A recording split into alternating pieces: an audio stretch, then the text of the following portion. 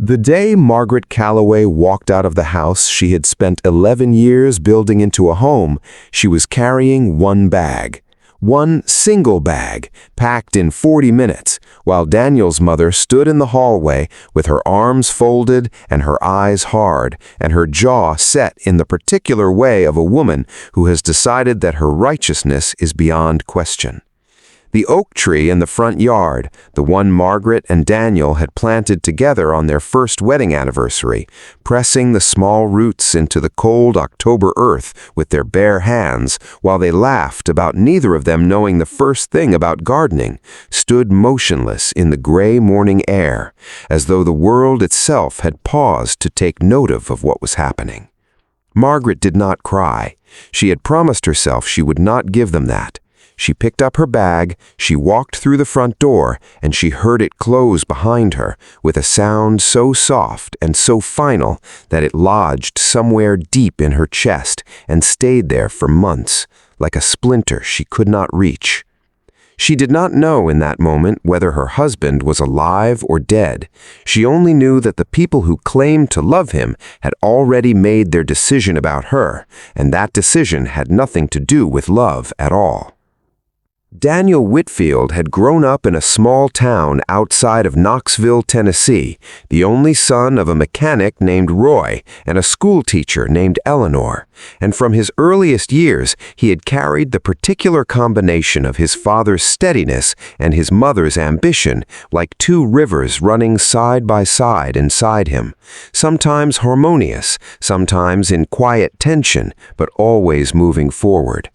He was not a man who sought attention or wore his accomplishments like a badge.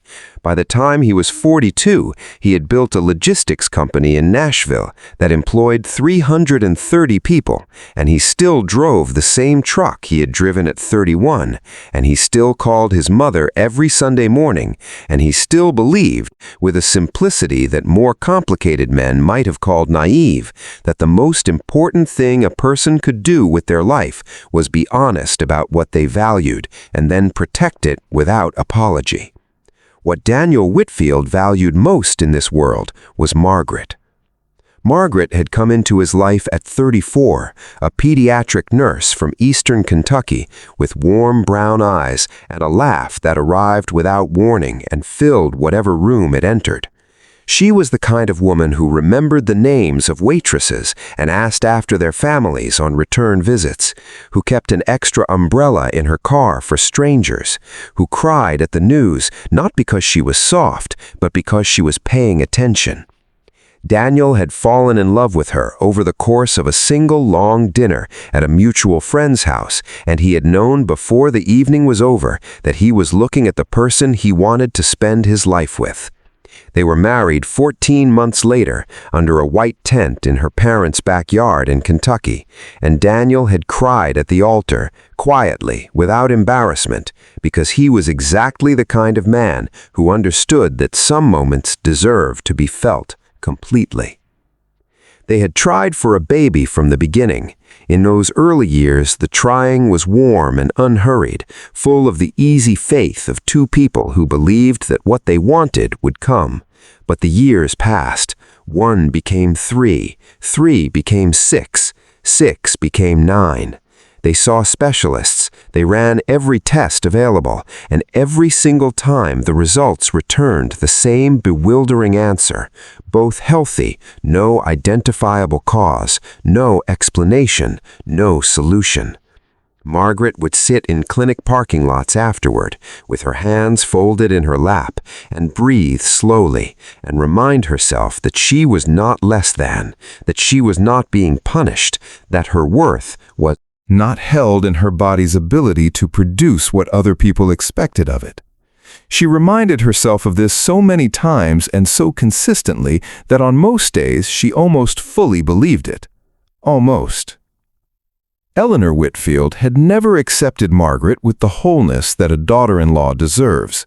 She was not a woman who shouted or slammed doors.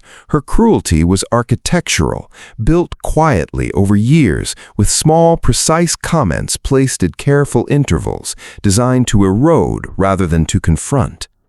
She would touch Margaret's arm at family dinners and say softly that she was praying for them in a tone that made the prayer sound like a verdict.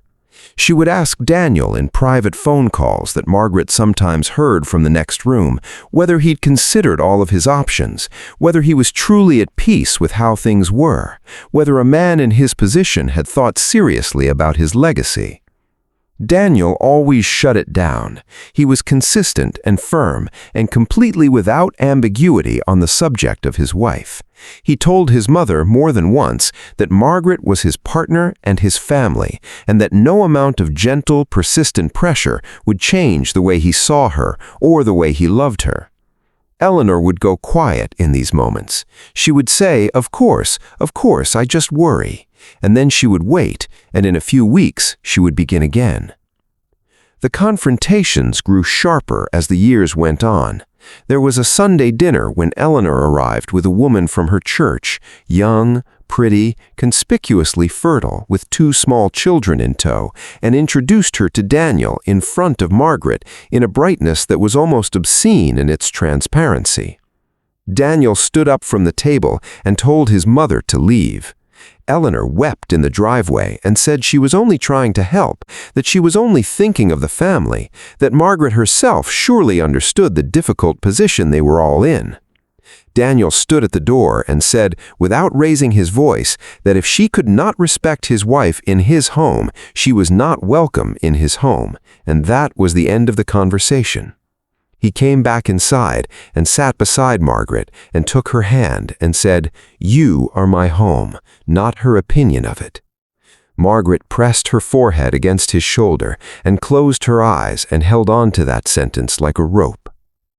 They had talked about every alternative: IVF, surrogacy, adoption. Daniel said he was open to all of it, that what mattered was their life together, not a particular version of it. Margaret said she wanted to try one more specialist before they decided anything. Daniel said, "Whatever you want, wherever you want to go, I am right beside you." He meant it with every cell of his body. That was the thing about Daniel Whitfield. He never said things he did not mean, and he never meant things halfway. The morning he left for Atlanta, Margaret stood at the front door and watched him load his bag and felt a cold current pass through her chest that she could not name or explain. She asked him to postpone the trip. He smiled and kissed her forehead and told her she was worrying too much. He said that when he returned, they would call the new specialist together, that they would take the next step together, not for his mother, not for the family, but for themselves, because they wanted it, because 11 years of love earned them the right to want it. He said, "I love you." He got in the truck. She watched the taillights until they disappeared, and then went inside and stood in the kitchen and turned on the coffee maker and told herself that everything was fine. The call came 3 hours later. A charter plane bound for Atlanta had lost contact with air traffic control and gone down in a remote section of woodland in southern Tennessee. Daniel's name was on the passenger manifest. No survivors had yet been confirmed. Margaret sat down. The kitchen floor, because her legs made the decision before her mind could catch up, and she stayed there for a very long time with her back against the cabinet and her palms pressed flat against the cold tile, not crying, not speaking, just breathing. Because breathing was the only instruction she could give herself that she trusted herself to follow. Eleanor arrived at the house that same evening. She did not come alone. She brought Christine, Daniel's younger sister, and 2 of Daniel's uncles, and a family attorney named Gerald who carried a leather folder and would not look Margaret in the eye. They came in through the front door that Margaret had painted herself 3 summers ago, and they moved through the rooms with a quiet purposefulness that had nothing to do with mourning. Eleanor stood in the living room and told Margaret, in the careful, measured tone she had perfected over years of precise cruelty, that the house and its contents were Whitfield family assets, that Margaret had no children through whom to claim inheritance, that the family had legal standing to assume control, and that it would be best, cleaner, kinder, more dignified if Margaret would simply cooperate. Margaret told them that Daniel had not been confirmed dead, that nothing was official, that she would not be moved from her own home on the basis of assumption dressed up as procedure. Eleanor looked at her for a long moment and then said, with a quiet finality that was somehow worse than shouting, "You lived here, Margaret. That is not the same thing as belonging here." Margaret's own attorney confirmed the next morning that Eleanor had located a clause in an early business document, something Daniel had signed years before without fully understanding its implications, that gave the family temporary administrative control over certain assets in the event of his death or incapacitation. Fighting it would take months and cost money Margaret did not have liquid access to in that moment.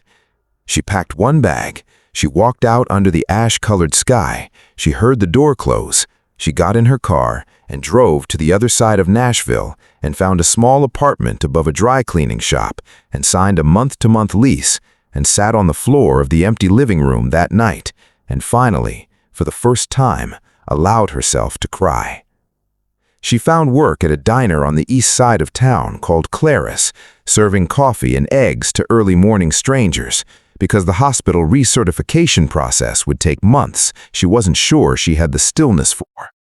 She showed up every morning before dawn, and she did her job, and she smiled at the regulars, and she learned their names and asked after their grandchildren and their garden projects and their recovering knees. Because caring for people was the only language she had ever spoken fluently, and she was not about to stop speaking it now.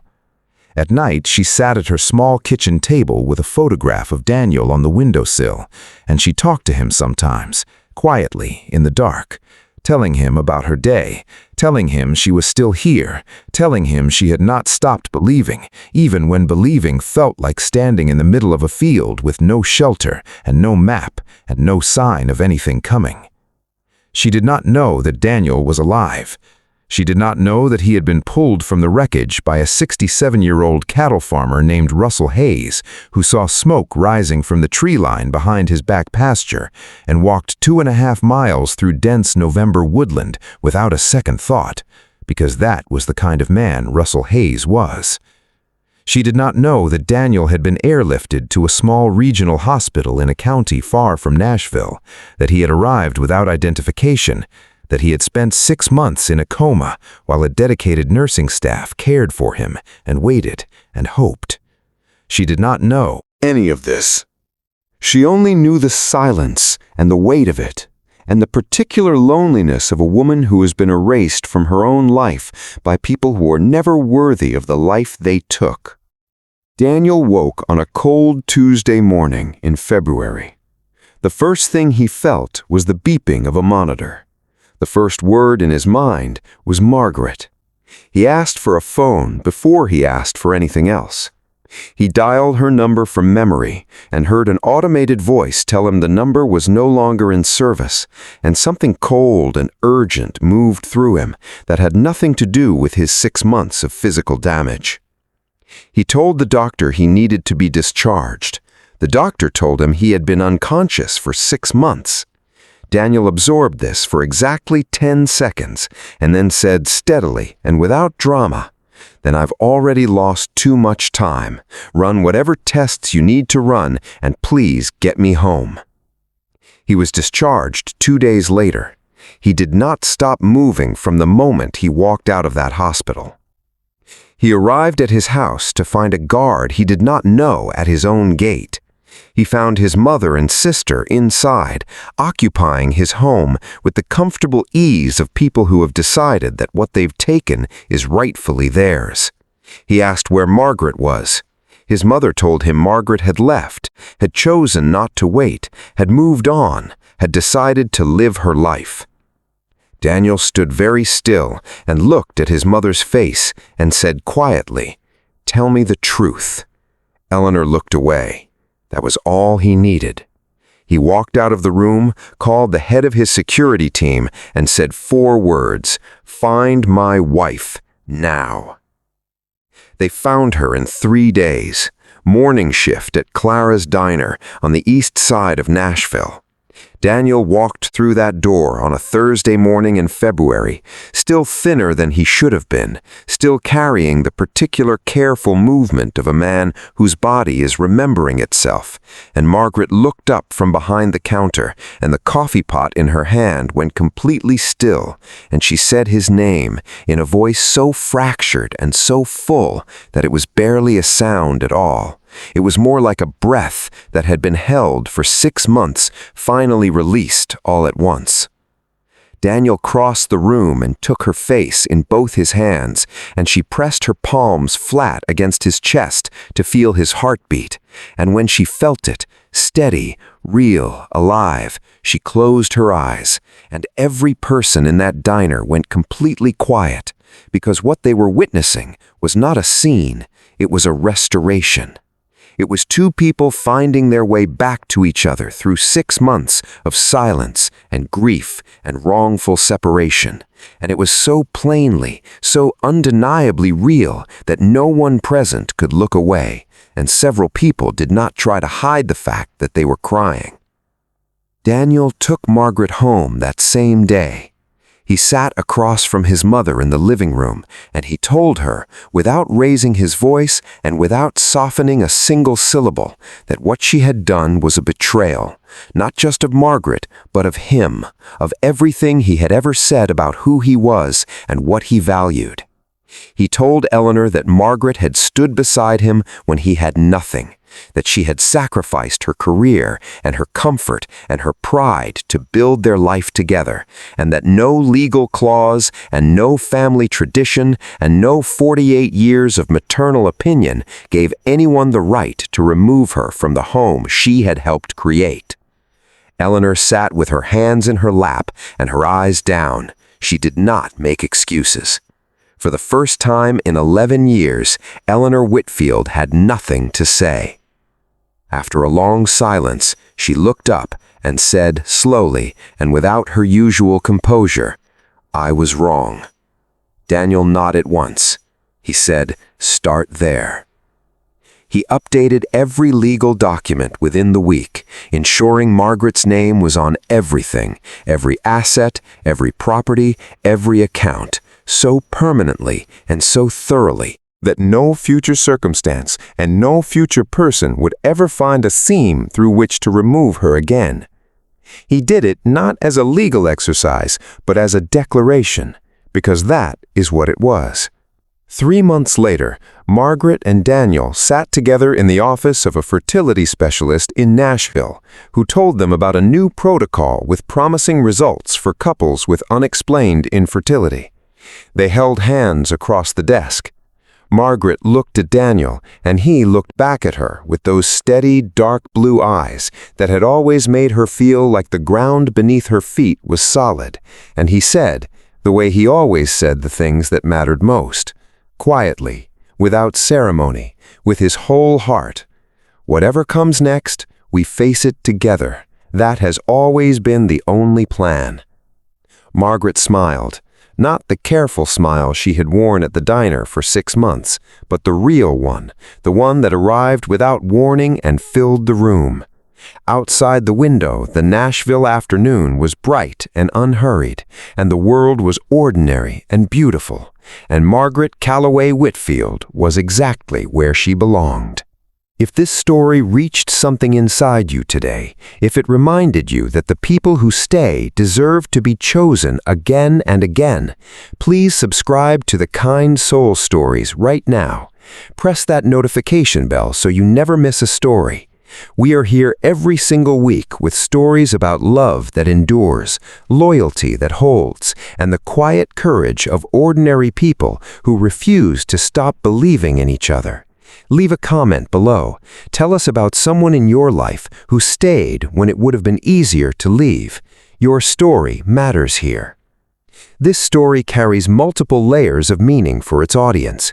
It speaks honestly about the silent grief of unexplained infertility and the destructive impact of family pressure on couples navigating that grief, reminding viewers that a person's worth is never measured by their body's output. It demonstrates the power and necessity of spousal loyalty, showing that true love is not passive, but actively protective. It exposes how grief can be weaponized by those who prioritize inheritance over humanity, and quietly advocates for legal preparedness within marriage as an act of love. It honors the dignity of women who endure displacement without losing themselves, and it affirms, in its final moments, that love, when it is honest and consistent and earned through real difficulty, cannot be permanently taken by anyone. It can only be temporarily interrupted. It always finds its way back.